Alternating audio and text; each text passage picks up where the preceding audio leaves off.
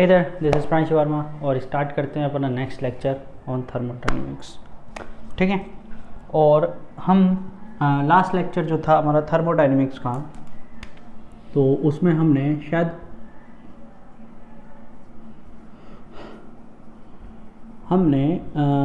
Isothermal process जान लिया था क्या है ना। आइसोथर्मल प्रोसेस की सारी प्रॉपर्टी देख ली थी कि आइसोथर्मल प्रोसेस में टेम्परेचर में जो चेंज रहेगा वो जीरो रहेगा, है ना। जो वर्क डन होगा वो डायरेक्टली इक्वल होगा चेंज इन एनर्जी के, ठीक है, या heat given to the system के। ठीक है, heat given to the system सीधा वर्क में बदलेगा। There is no change in internal energy. ठीक है, टेम्परेचर चेंज नहीं तो इंटरनल एनर्जी चेंज नहीं। ओके, दूसरा हमने आइसोथर्मल प्रोसेस में वर्क डन देखा था जो किसके इक्वल आया था, nRT log V2/V1 के, है ना, जिसको हमने बाद में चेंज किया था log P1/P2 से, और nRT को चेंज कर दिया था P1/V1 से या P2/V2। ये सारे फॉर्मूले वर्क डन के आए थे, है ना। ऑब्वियस सी बात है, यदि वर्क डन यही है तो हीट गिवन भी यही है ना। ये किसका था सारा सिस्टम, आइसोथर्मल का। ठीक है, तो आज हम देखेंगे एडियाबैटिक, फिर आइसोकोरिक, फिर आइसोबारिक। ठीक है, सारी चीज़ देख लेंगे। मैंने आपको बोला था कि सब पे डिस्कशन होगा, एडियाबैटिक पे ज़्यादा होगा, है ना। तो एडियाबैटिक पे ज़्यादा करेंगे, क्यों? क्योंकि हमारा उसका काम है। ये सब मैं क्यों सिखा रहा हूँ आपको, यदि ये बातें क्लियर रही आपको कि what is isothermal process, what is adiabatic, what is isochoric या आइसोबारिक, ये सब पता रहे, यदि इनमें वर्क डन क्या क्या है, क्यों है, ये सब पता रहे, कैसे हो रहा है, ये सब पता रहे आपको, तो आगे आने वाले जो टॉपिक है सेकेंड लॉ ऑफ थर्मोडायनेमिक्स, वो आपके लिए बहुत इम्पोर्टेंट जो रखता होगा वो बिल्कुल जीरो हो जाएगा, मतलब इतना आसान हो जाएगा, सिंपल हो जाएगा। उसके बाद जो आपको कार्नोट इंजन पढ़ना है, ठीक है, आपको तो केवल ज़्यादा कुछ नहीं है डिस्कशन, बीटेक में बहुत ज़्यादा होता है उसके बारे में, या बीएससी में आप जाओगे तो वहाँ पे बहुत ज़्यादा मिलेगा। थर्मोडायनेमिक्स मैंने आपको कल बताया था, मैंने 4-5 बुक पढ़ी हैं, तो हमने बहुत ज़्यादा डीप में पढ़ा है। तो कार्नोट इंजन जो है हम पढ़ेंगे, कार्नोट इंजन के बारे में पढ़ेंगे, एफिशिएंसी देखेंगे उसकी, और फिर रेफ्रिजरेशन देखेंगे, हीट इंजन देखेंगे, हीट पंप देखेंगे, तीनों चीज़ देखेंगे, heat engine, heat pump, heat refrigeration. आपके उसमें हीट पंप नहीं है, मैं हीट पंप भी बताऊंगा आपको क्या सिस्टम है, कितना आसान है वो देखेंगे। ठीक है, और एक बात याद रखना, किसी भी टीचर से ज़्यादा आसान मैं आपको ये कर सकता हूँ। ठीक है, तो stay tune with me. What is the adiabatic process? In adiabatic process delta Q become zero, change in energy नहीं होनी चाहिए। According to the first law of thermodynamics, बस मैं इतना लिखूँ, LAW है। ठीक है, तो फर्स्ट लॉ ऑफ थर्मोडायनेमिक्स क्या बोलता है? According to the first law of thermodynamics, del Q is equal to del W plus del internal energy. So यदि ये जीरो है तो del W will come equal to minus of del IE। मतलब यहाँ पे आप कुछ नहीं दोगे, खाना पीना कुछ नहीं दोगे, आदमी से काम कराते रहोगे आप। You are just like a bandhua mazdoor, है ना। यू आर ट्रीटिंग हिम, आप बंधुआ मजदूर। आप बंधुआ मजदूरों के बारे में जानते हैं? व्हाट इज बंधुआ मजदूर? स्लेव्स, ऐसे स्लेव जो कम्प्लीटली बंधे हुए हैं, उनको कुछ नहीं होता, उनकी कमाई वमाई कुछ नहीं होती। वो मजदूर जो खाते हैं, पीते हैं, रहते हैं, जीते हैं, ठीक है, केवल काम करने के लिए, और कुछ नहीं काम। मतलब जस्ट लाइक भैंस या कोल्लू का बैल, सुना है ना, वैसा। कोल्लू का बैल क्या होता है कि केवल घूमता रहता है, उसको कुछ नहीं, खाओ पियो, खाना पीना दो, कोल्लू का बैल घूमता रहेगा। तो बंधुआ मजदूर भी ऐसा ही होता है। बंधुआ मजदूर रहता वहीं है, खाता वहीं है, ठीक है, सोता वहीं है, काम वहीं करेगा, हर काम वही करेगा। ठीक है, मैं कुछ और बोलने वाला था, ठीक है मतलब कुछ ज़्यादा वैसा नहीं था, सुबह सुबह के नित्य कर्म के बारे में बात करने वाला था। ठीक है, सब काम वहीं करेगा और काम करेगा, मतलब उसको ऐसा नहीं है कि भैया मेरे को 100 रुपये मिलेंगे, रुपये वुपये कुछ नहीं मिलेंगे, आप केवल काम करो और खाने पीने के लिए आपको खाना पीना मिलेगा। ठीक है, तो यहाँ पे काम वही होगा कि आपको कुछ भी इनकम नहीं होने वाली, आपको बाहर से कुछ नहीं मिलने वाला, जो भी है आपके पास अंदर से ही लाओ, अंदर से ही फूंक दो। ठीक है, तो यहाँ पे जो वर्क डन होगा वो डायरेक्टली किसके इक्वल होगा, चेंज इन एनर्जी के लिए, change in kinetic sorry change in internal energy के। ओके, नाउ यहाँ पे चेंज इन प्रेशर हो सकता है, चेंज इन वॉल्यूम हो सकता है, चेंज इन टेम्परेचर तो होना पड़ेगा, ये तो नेसेसिटी है, और वॉल्यूम तो चेंज होना पड़ेगा क्योंकि वर्क जीरो नहीं होना है। यदि वर्क जीरो हो गया तो चेंज इन एनर्जी जीरो होगी, मतलब सिस्टम ही नहीं हुआ, एडियाबैटिक प्रोसेस ही नहीं हुआ। ठीक है, यहाँ पे एडियाबैटिक प्रोसेस कब होगा, जब ये तीनों में से दो तो चीज़ ज़रूर हो, इसका हो ना हो कोई फर्क नहीं पड़ता, लेकिन ये दो चीज़ें हों। लेकिन यदि ये होगा तो इसके होने के चांसेस भी बढ़ जाएंगे। ठीक है, तो यहाँ पे एडियाबैटिक प्रोसेस वो है जहाँ पे प्रेशर भी चेंज हो सकता है, वॉल्यूम भी चेंज हो सकता है, टेम्परेचर भी चेंज हो सकता है, लेकिन एनर्जी सेम रहेगी। एनर्जी क्या रहेगी, सेम रहेगी। ठीक है, ये समझ में आया आप लोगों को। चलिए अब जरा देखें, यदि मैं बात करने लग जाऊँ यहाँ पे इंटरनल एनर्जी की, चेंज इन इंटरनल एनर्जी, इसको DI कर दें या कुछ भी कर दो आप, डेल की लिख लो, तो हमेशा याद रखना है इंटरनल एनर्जी हमेशा इक्वल होती है NCV डेल्टा T के, NCV डेल्टा T के।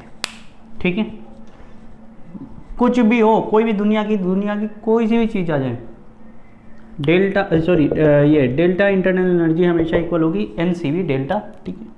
पिछले लेक्चर में हमने प्रूव किया था ये फॉर्मूला कैसे आया था, है ना। अब देखो जरा एक बात याद रखो, अच्छा ज़्यादा आवाज़ हो रही है, एक बात याद करो जरा कि गामा इक्वल टू क्या था, CP/CV, CP/CV, या एक चीज़ और याद करो कि CV का फॉर्मूला क्या था, CV का फॉर्मूला क्या था, F/2 × R, और एक और फॉर्मूला CP-CV = R। कोई दिक्कत, यहाँ से यदि मैं CP की वैल्यू रखूँ गामा CV, यहाँ पे गामा CV - CV = R। देखते जाओ, अभी एक नई वैल्यू निकालने वाला हूँ CV की, CV कॉमन ले लो, गामा -1 = R। इसका वैसे कोई खास यूज़ नहीं है यहाँ पे, ठीक है, इसका यूज़ नहीं होगा, ये तो फालतू में लिख दिया मैंने। CV का वैल्यू क्या आ गया, R/गामा -1, R/गामा -1।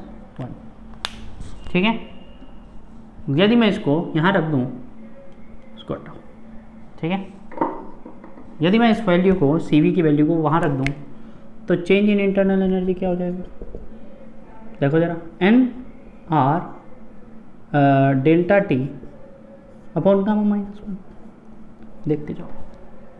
ठीक है, NR delta T upon gamma -1। Now here from here delta W क्या है, किसके इक्वल है, -डेल्टा E के, लगा दो माइनस लगा दो बस इस पर, NR delta T upon gamma -1, या इस माइनस को नीचे दे दो, NR delta T upon 1 - gamma. This is the work done. देखो कितनी चुपचाप एकदम साइलेंट सी के साथ वर्क डन निकाल लिया हमने, चुपचाप एकदम। कुछ पता चला गया वर्क डन का, एडियाबैटिक के वर्क डन का पता चला गया, नहीं पता चला कब कहाँ से आया, है ना। कितना आसान था, देखो कितना आसान था, कहने का मतलब ये है, समझ में तो आया होगा कहाँ से आया, ठीक है, लेकिन ये पता नहीं चला कब हो गया, कितना आसान था। हमें पहले यहाँ पे देखना है कि चेंज इन एनर्जी 0 रहेगी, तो चेंज इन एनर्जी 0 कर दिया, तो वर्क डन इक्वल टू हो जाएगा इंटरनल एनर्जी के। फिर हम गए इंटरनल एनर्जी के पास, तो इंटरनल एनर्जी का फॉर्मूला होता है NCV dt या डेल टी। ओके, तो यहाँ से हमने एक चीज़ निकाली कि NCV डेल टी है। ओके, तो हम यहाँ पे देखें जरा भाई CV की वैल्यू क्या होती है, तो CV की हमने गामा = CP/CV और CP - CV = R का यूज़ करके CV की वैल्यू निकाल ली, R/गामा -1, R/गामा -1। ओके, और जैसे ही ये लगा ली हमने इक्वेशन, वैसे ही हमने वैल्यू पुट कर दी कहाँ भाई, कहाँ यहाँ CV में, ठीक है।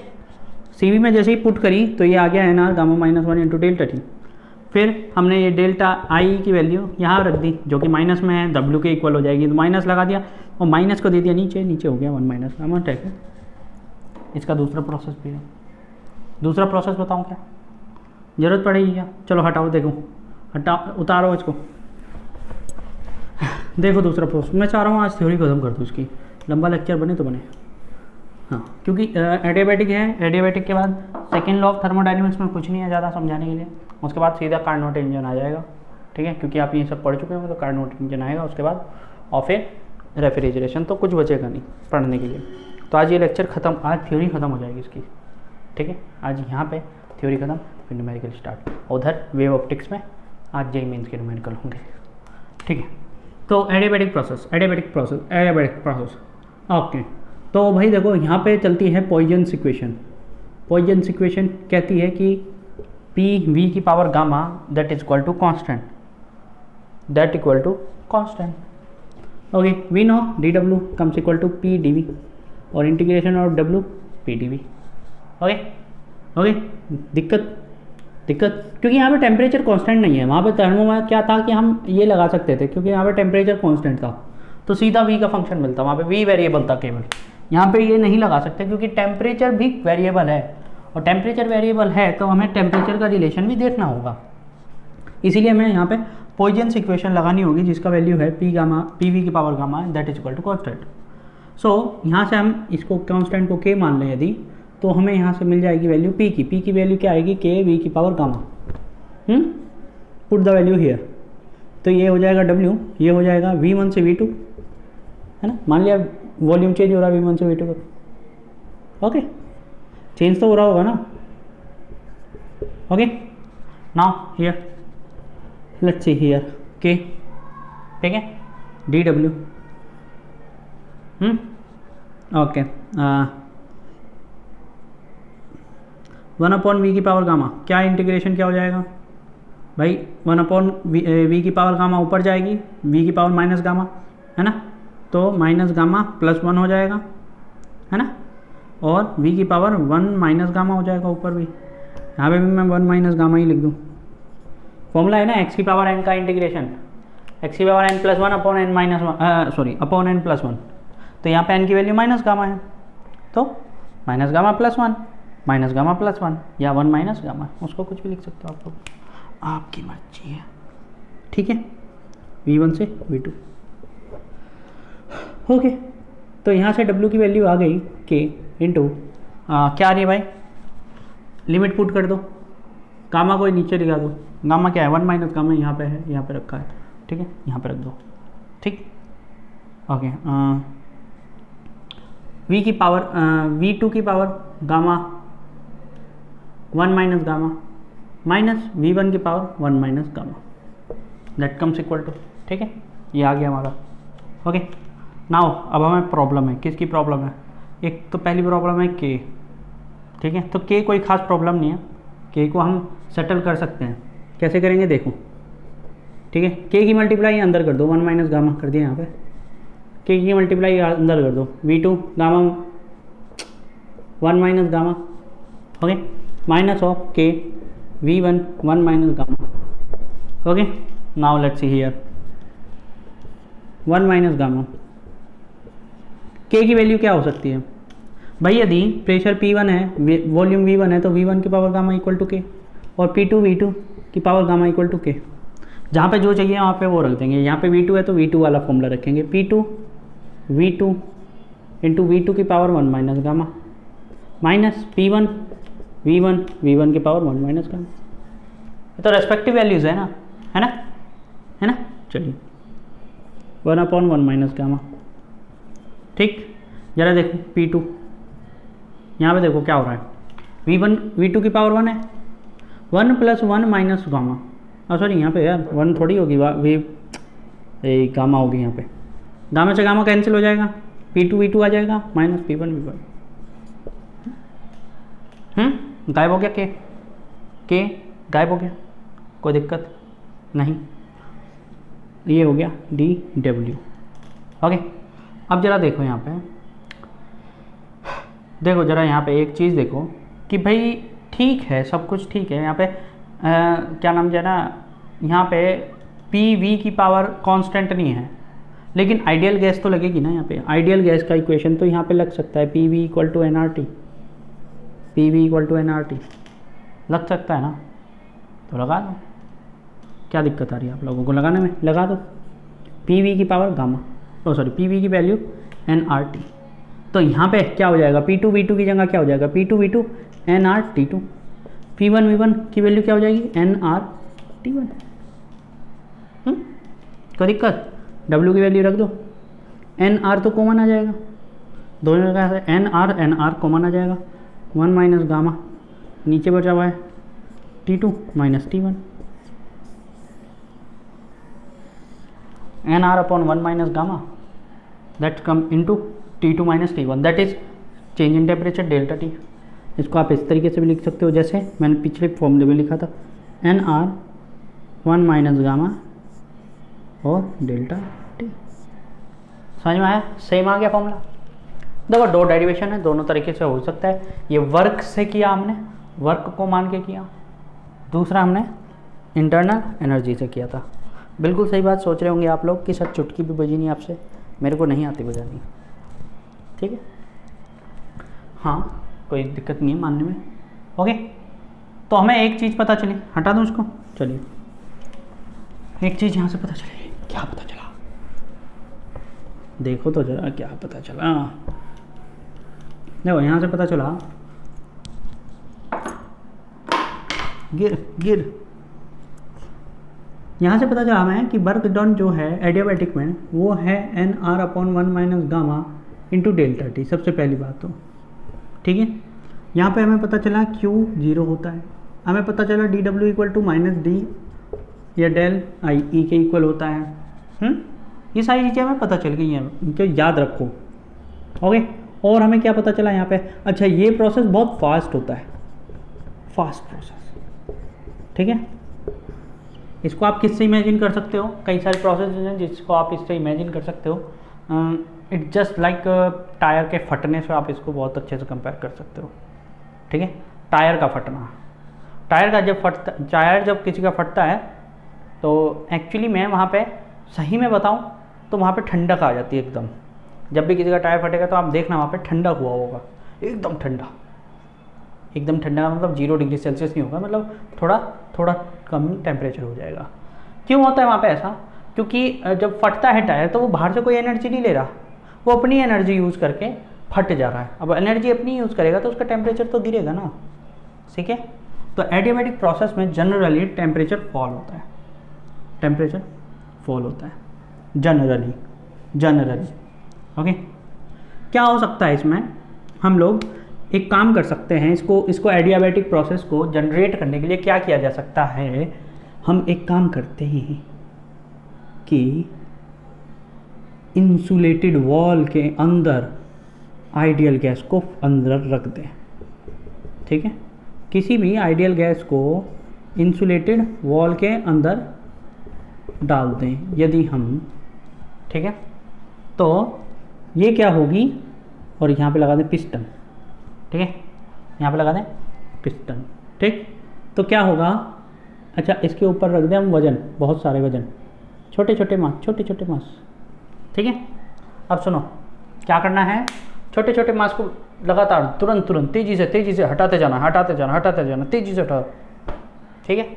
इतना तेज़ी से हटाओ कि ये गैस ऊपर की तरफ वर्क करने में ही वेस्ट हो जाए, सारी की सारी अपनी एनर्जी को वर्क करने में, एक्सपेंशन में ही वेस्ट कर दे।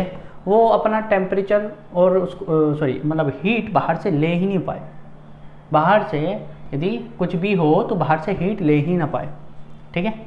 ऐसा करते हैं हम, तो इस प्रोसेस को हम बोलेंगे क्या, एडियाबैटिक। क्या बोलेंगे?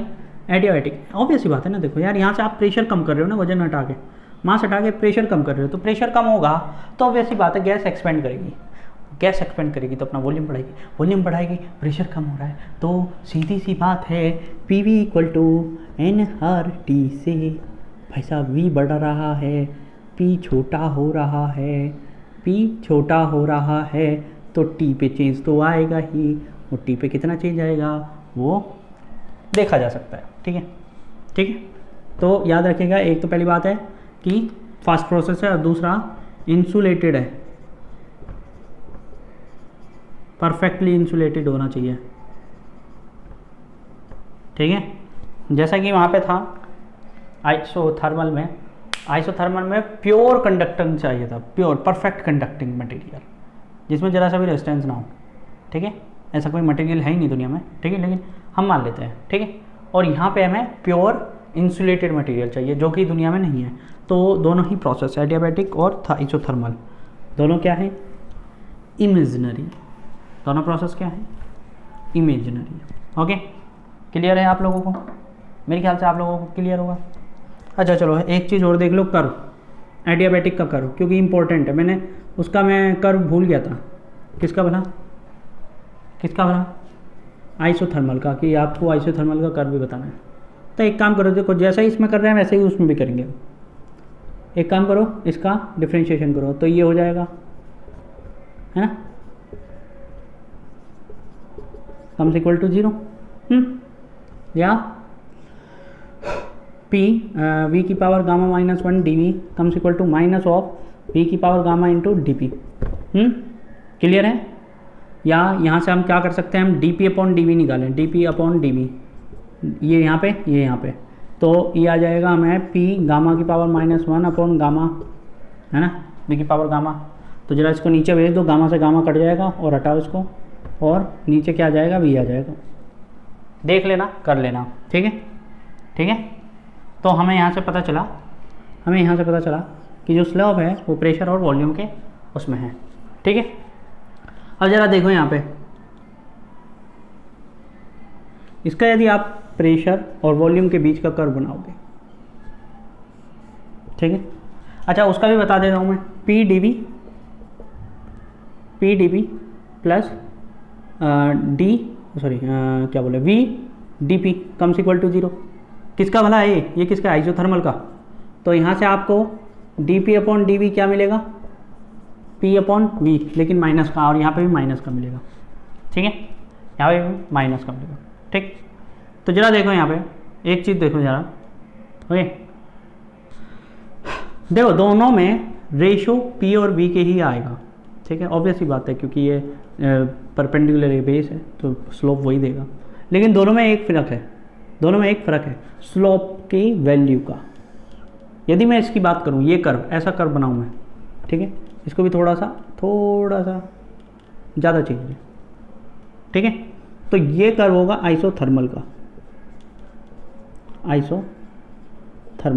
आइसोथर्मल में जो हमारा प्रेशर और वॉल्यूम में जो चेंज है, ठीक है, वॉल्यूम में ज़्यादा चेंज आता है, प्रेशर में कम चेंज आता है। आइसोथर्मल में वॉल्यूम में ज़्यादा चेंज आएगा, प्रेशर में कम चेंज आएगा। ठीक है, प्रेशर में कम डिफरेंस आएगा, वॉल्यूम में ज़्यादा चेंज आएगा, इसीलिए स्लोप जो होगा छोटा होगा।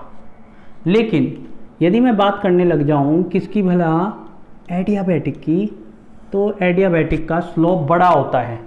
हालांकि निगेटिव होंगे दोनों के स्लोप, देख लो, ये लगाओ, this slope is negative, okay. तो भाई स्लोप पॉजिटिव ये वाला होगा, ये वाला निगेटिव होता है, देखो चौथे क्वाड्रेंट में जा रहा है।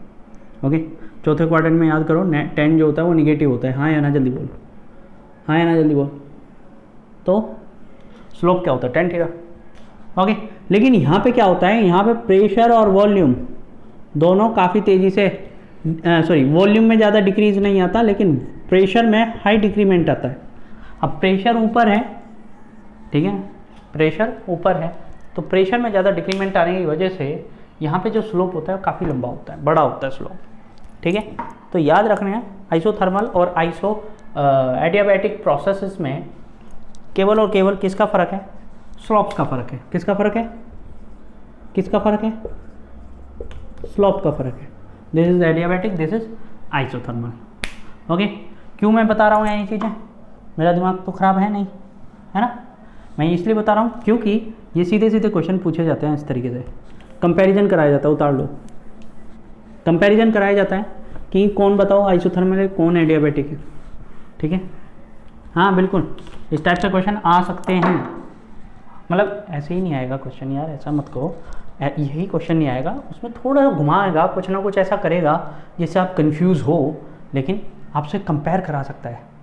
ठीक है, तो याद रखना, जिसका स्लोप ज़्यादा, जो थोड़ा सीधा ज़्यादा दिख रहा है वो आइसोथर्मल है, सॉरी वो एडियाबैटिक है, और जिसका स्लोप ऐसा है वो आइसोथर्मल है। और जो स्ट्रेट है या जो वर्टिकल है उसको आइसोथर्मल और एडियाबैटिक मत मान लेना। क्यों? अभी पता चलेगा वो क्या है, वो पता चल जाएगा अभी। हाँ, आइसोकोरिक प्रोसेस याद करो। आइसोकोरिक क्या था? Delta V equal to 0, oh D V equal to 0, oh D V equal to 0, तो work done come equal to 0, S D W is equal to P T V, P D V is equal to 0, तो work done comes equal to 0। Okay, work done चलेगा यदि process pressure constant रहे, तब भी work हो सकता है, लेकिन लेकिन लेकिन यदि वॉल्यूम चेंज ना हो तो कोई वर्क नहीं होगा, वर्क ही नहीं होगा। समझ में आया क्या? ये ऐसा ही है यार। वर्क का फॉर्मूला क्या था? Force into displacement.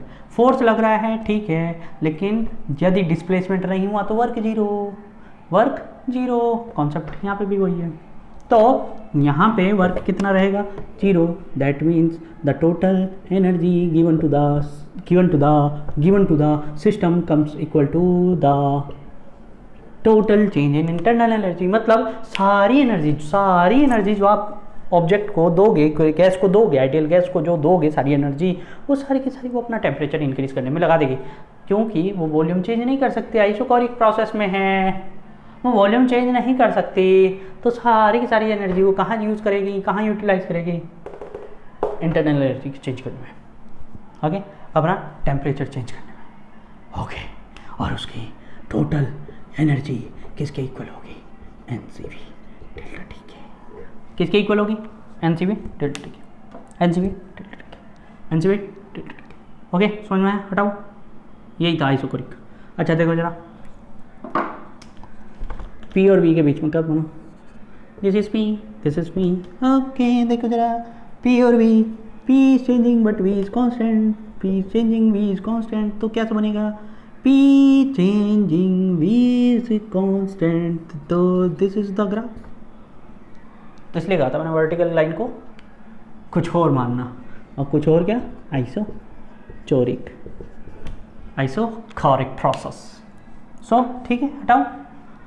ओके, ये छोटे छोटे प्रोसेस दोनों, आइसोबारिक आइसोकोरिक, इनके बारे में कुछ ज़्यादा डिस्कशन आपके सिलेबस में है भी नहीं, और हम कर भी नहीं सकते। क्यों नहीं कर सकते? सर आपको आता नहीं है क्या? आता है, ऐसा नहीं है कुछ नहीं आता मेरे को बहुत कुछ आता है। ठीक है, थर्मोडायनेमिक्स घोट के पी थी हमने 2012 से 16 तक के बीच में। लेकिन आइसोकोरिक और आइसोबारिक के बारे में डिस्कशन ज़्यादा है ही नहीं, तो कहाँ से करें? आइसोबारिक का है pressure change equal to 0, pressure change equal to 0 है, P इज कांस्टेंट है, मतलब कहने का मतलब है P is equal to constant, तो DW come equal to P D P, V can change, T can change. Okay, so from here यदि आप यहाँ से वर्क निकालना चाहो तो P D V V1 to V2, okay, W comes equal to P V2 minus V1 comes equal to P V2 minus V1। कितना आसान था? था कि नहीं था? तो यहाँ पे जरा देखो, तो यहाँ पे यदि आप बात करने लग जाओ कि heat given to the system comes equal to TW plus TIE, इसमें सब कुछ होगा, इसमें वर्क भी होगा, इंटरनल एनर्जी भी चेंज होगी, और हीट गिवन भी करी जा सकती है, लेकिन प्रेशर कांस्टेंट रहेगा। प्रेशर क्या रहेगा? कांस्टेंट। सब चीज़ें प्रेशर कांस्टेंट पे रहेंगी। ओके, क्लियर है? आपको कोई दिक्कत, कोई समस्या, कोई परेशानी आए तो मुझे बताना नहीं, ठीक है? ठीक, यहाँ पे भी जो आपका जो टोटल इंटरनल एनर्जी रहेगा वो रहेगा NCV डेल्टा, ठीक है, और जो आपका जो चेंज इन एनर्जी होगा वो होगा NCP डेल्टा टी के, ठीक है, ये याद रखना। ओके, कर्व बनाओ, P V ओके जो इससे आइसोकोरिक वाला प्रोसेस था उसमें N C V delta T ही एनर्जी रहेगी। तो यहाँ पे कैसे कर्व बनेगा, ये पी कांस्टेंट, पी कांस्टेंट, ये कौन सा होगा, आइसोबारिक। ठीक है, मतलब स्ट्रेट लाइन हॉरिजॉन्टल है तो आइसोबारिक, स्ट्रेट लाइन वर्टिकल है तो आइसोकोरिक, यदि थोड़ा सा कर्व हॉरिजॉन्टल कर्व है तो आइसोथर्मल, और यदि वर्टिकल कर्व है तो एडियाबैटिक। हटा दूं, चलिए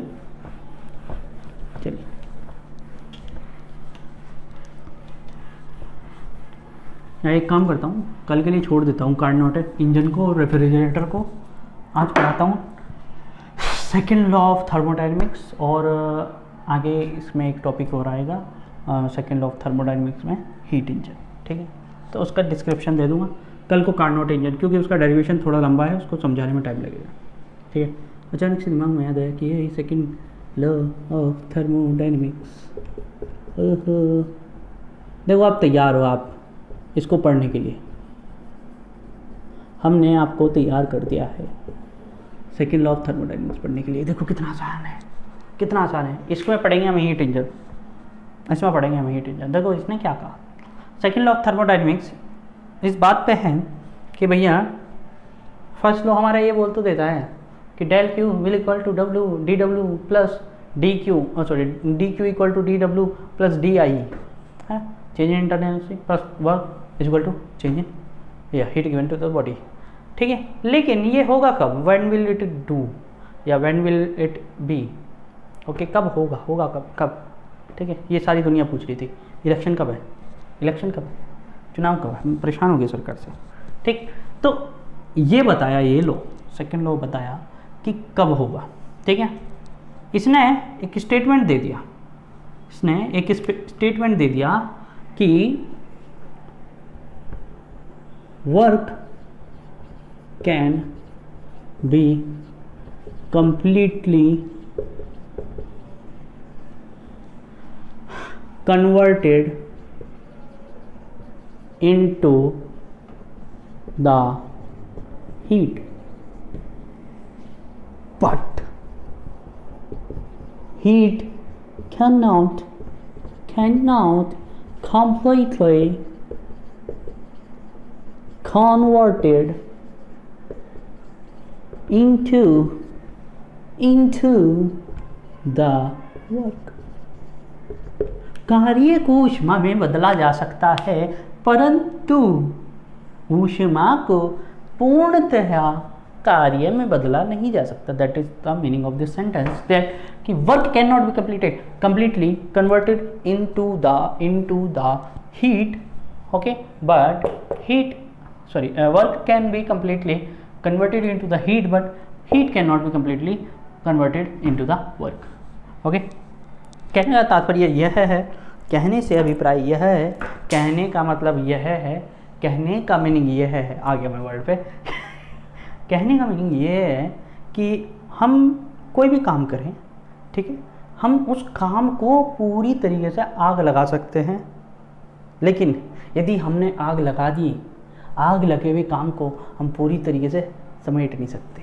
कहने का मतलब यह है, एक अच्छा एग्जाम्पल आ गया आ जाता है, कुछ सोचता था ये चीज़ें, मतलब ये स्पॉन्टेनियस होते हैं, जैसे ये स्पॉन्टेनियस बताता है चीज़ों को, अभी समझाऊंगा सब चीज़ स्पॉन्टेनियस होते हैं कि अचानक से आता है। ठीक, कि हम रायता फैला तो सकते हैं, पूरा का पूरा कटोरी में रायता है उसको फैला देंगे, लेकिन उसको कंप्लीटली समेट नहीं सकते, समझे, उसको कंप्लीटली समेट नहीं सकते, कुछ ना कुछ रह जाएगा, कुछ ना कुछ वहाँ पे रह जाएगा फ्लोर पे। That is the meaning of this second law of thermodynamics कि बेटा वर्क, आप जो भी है वर्क आपके पास, आप उसको हीट में कन्वर्ट कर दो, पूरा का पूरा कर दोगे, हीट पूरा बन जाएगा वो, लेकिन हीट यदि आपके पास है तो आप उसको कंप्लीटली वर्क में नहीं कन्वर्ट कर सकते, कुछ ना कुछ तो इंटरनल एनर्जी आएगी। समझ में आया?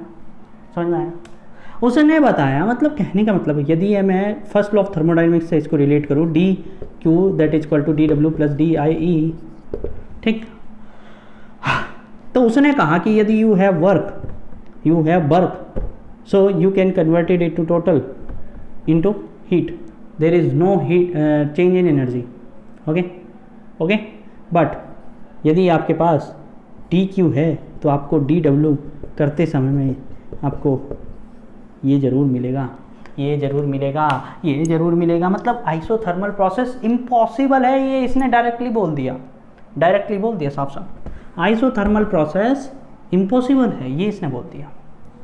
ठीक है, ठीक है, इसने बताया, मतलब इसने हमारे लिए आइडेंटिफिकेशन कर दिया कि स्पॉन्टेनियस और नॉन स्पॉन्टेनियस जो प्रोसेसेस हैं वो क्या क्या हैं। ठीक है, इसने हमारे लिए ये क्लियर कर दिया कि जो नेचर बोलता है ना, जो नेचर बोलता है कि heat can only be transferred from higher potential to lower potential, या higher heat to lower heat, higher temperature to lower temperature, lower से हायर पे हीट पहुंचाने के लिए आपको वर्क करना पड़ेगा। You have to do work. यदि आपको ठंडी से गर्म में हीट पहुंचानी है तो जो रेफ्रिजरेटर करता है। हाँ, यदि आपको गर्म से ठंडे में पहुंचानी है तो आपको वर्क करना नहीं है, खुद हो जाएगा वो। तो दैट इज़ ये सेंटेंस, ये थर्मोडायनेमिक्स का सेकंड लॉ बोलता है। मतलब कहने के लिए कुछ नहीं है और कॉन्सेप्ट में बहुत कुछ है। हटा दूँ, चलिए हीट इंजन पढ़ते हैं जो इसके ऊपर है, पूरा इस सेंटेंस के ऊपर है। ये सेंटेंस जो दुनियादारी का पूरा ज्ञान लेके बैठा है थर्मोडायनेमिक्स की, इस सेंटेंस के ऊपर पूरा एक इंजन बन गया जिसका नाम है हीट इंजन। ठीक है, आज इसके बारे में, हीट पंप के बारे में और रेफ्रिजरेटर के बारे में, तीनों के बारे में आपको मैं दे दूंगा उड़ा नॉलेज, और अंदर से जाके नॉलेज मैं कल को दूंगा क्योंकि लेक्चर बहुत ज़्यादा लंबा हो जाएगा, क्योंकि कार्नोट भी पढ़ना है, फिर रेफ्रिजरेशन है। कार्नोट पढ़ने से पहले आप रेफ्रिजरेशन नहीं समझ पाओगे, तो इसीलिए केवल हो गया ये ऐसे रेफ्रिजरेशन अभी ख़त्म करता हूँ, कुछ है नहीं ऐसा नहीं है कार्नोट के पहले नहीं पढ़ सकते, पढ़ लो, ख़त्म करो। रेफ्रिजरेशन अभी पढ़ा दूँगा, ख़त्म। देखो 3 चीज़ें हैं। सबसे पहला सोर्स, ठीक है, बीच में आता है इंजन। ठीक है, इंजन का मतलब आपको हीट इंजन मतलब ये नहीं है कि आपको इंजन पढ़ना है। ठीक है, बस समझना है इंजन में क्या है क्या नहीं है, आपको उससे कोई मतलब नहीं है, आपको केवल पढ़ना है, समझना है क्या है। ठीक है, और तीसरा है सिंक। ठीक है, मान लिया इसका टेम्परेचर T1, इसका टेम्परेचर T1 T2, और इंजन क्या देगा आपको, वर्क। यहाँ से आया Q1, यहाँ पे आया Q2। ठीक है, 3 चीज़ें हैं, ज़रा देख लो। ठीक है, पहली बात तो यदि इंजन की बात करूँ तो ये इनपुट है, ये आउटपुट। ठीक है, देखो अरेंजमेंट सेम है तीनों का, heat pump, heat energy, heat engine, heat pump और रेफ्रिजरेटर का, लेकिन तीनों का जो इनपुट आउटपुट है वो अलग है। ठीक है, इनपुट सेम है, आउटपुट अलग है, नहीं इनपुट भी अलग अलग है, इनपुट भी अलग अलग है। देखो जरा हीट पंप, देखो जरा इनपुट आउटपुट तीनों ही अलग अलग है। सोर्स, ठीक है, इंजन,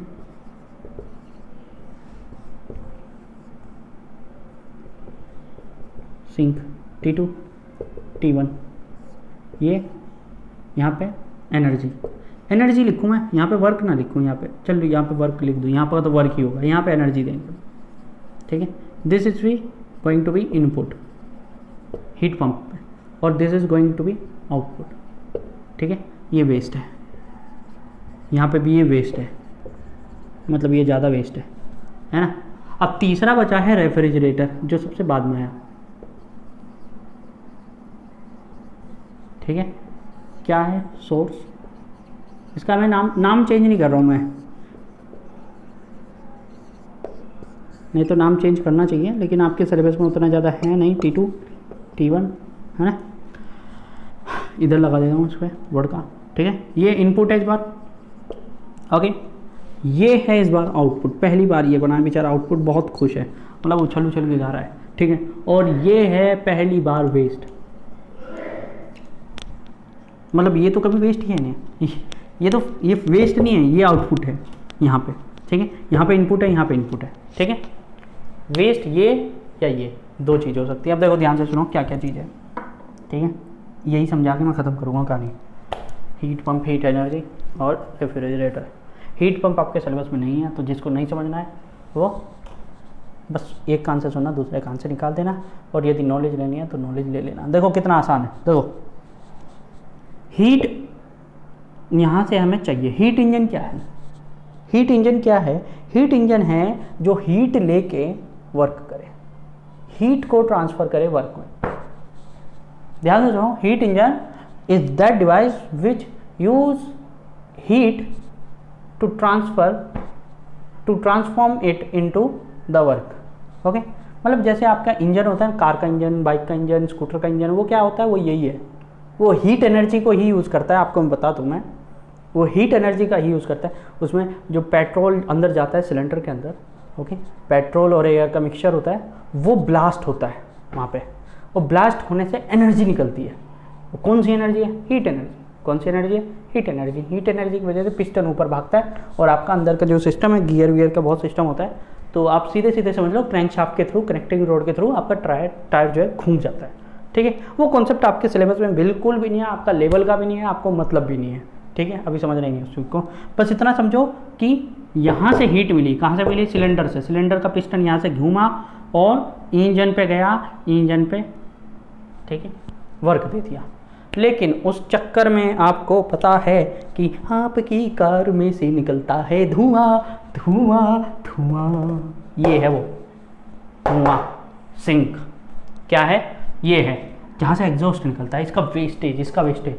अब देखो, हमें पाया गया, ये समझाऊंगा मैं बाद में, कल को समझा दूंगा, कार्ड नोट समझाएगा आपको कि यदि हम यहाँ से हीट दें तो ये इम्पॉसिबल है, this is impossible to make zero wastage. Wastage को जीरो करना इम्पॉसिबल है। ठीक है, कल को और अच्छे से समझाऊंगा इस चीज़ को। इसको हम जीरो नहीं कर सकते। ठीक है, ये थर्मोडायनेमिक्स का सेकंड लॉ बोलता है। ठीक है, इसको जीरो नहीं किया जा सकता। कई सारे तरीके बनाए गए, हाइपोथेटिकल वे में भी देखा गया। देखो यहाँ पे एक बात याद रखो कि हम हाइपोथेटिकल की बात कर रहे हैं, तो हाइपोथेटिकल में भी देखा गया इसको जीरो नहीं बना सके। ठीक है, ठीक है, ये तो होगा ही। क्यों होगा? क्योंकि यदि आप सिंगल ऑब्जेक्ट से बोलो कि भाई मुझे एनर्जी दे, तो वो कैसे एनर्जी दे देगा? इसके हीट के थ्रू आप उसका वर्क बनाना चाहो तो आप कैसे बना पाओगे? यदि आपके पास कोई भी टेम्परेचर डिफरेंस नहीं है, यदि कोई चीज़ आपके लिए गर्म है क्योंकि आपका हाथ ठंडा है उसके रेस्पेक्ट में, ठीक है, तभी आप उससे एनर्जी ले रहे हो, नहीं तो आप हीट एनर्जी नहीं ले सकते। हीट एनर्जी के लिए आपको टेम्परेचर डिफरेंस हमेशा चाहिएगा, और टेम्परेचर डिफरेंस प्रोवाइड करता है दिस सिंक। ओके, तो ये क्या है? हीट इंजन है। ये क्या है? Heat engine. अब हीट पंप पे आ जाए। हीट पंप क्या है? हीट पंप है जिसमें आपको मतलब इसका नाम है, यदि हीटर दे देता तो आप बड़े आराम से समझ जाते। ठीक है, इसमें मैं यदि आपको हीटर दे दूँ, कोई सा भी हीटर ले लो, कोई सा भी हीटर ले लो, कार का हीटर ले लो, आपके घर का हीटर ले लो, कोई सा भी हीटर ले लो जो आपको गर्मी दे।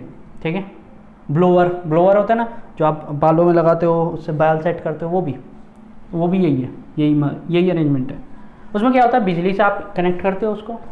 ठीक है, बिजली से आपने कनेक्ट किया, इलेक्ट्रिकल पावर किस में कन्वर्ट हो गई? किस में कन्वर्ट हो गई? हीट में। किस में कन्वर्ट हो गई? हीट में। लेकिन वहाँ पे भी एक लॉस है।